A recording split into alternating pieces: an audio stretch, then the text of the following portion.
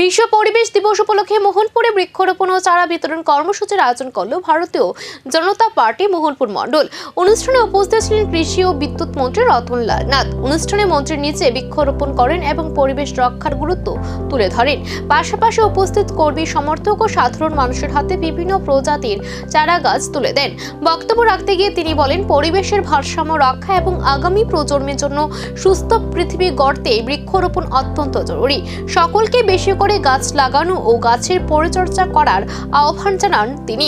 অনুষ্ঠানে বিজেপির স্থানীয় নেতৃত্ব, কর্মী সমর্থক এবং এলাকার বাসিন্দাদের উপস্থিতি ছিল চোখে পড়ার মতো। অক্সিজেনটা দেয় কে? গাছ। এই অক্সিজেনটা দেয় গাছ। আমরা কি ছাড়ি? Carbon die oxide. তাই আমরা বিষ ছাড়ি, কার্বন ডাই অক্সাইড। বাতাসে যত বেশি কার্বন ডাই অক্সাইড থাকবে তত বিষ। তাহলে কি করবো? বাতাস আমরা ছাড়বই। ছাড়লে একদিনের বৃক্ষরোপণ কর্মসূচি কি সত্যি পরিবেশ রক্ষা লড়াইয়ে বড় পরিবর্তন আনতে পারবে? হাতে তুলে দেওয়া এই চারাগাছগুলো কি ভবিষ্যতে সবুজ বিপ্লবের প্রতীকী হয়ে উঠবে? এখন সেদিকে তাকিয়ে পরিবেশ প্রেমীরা।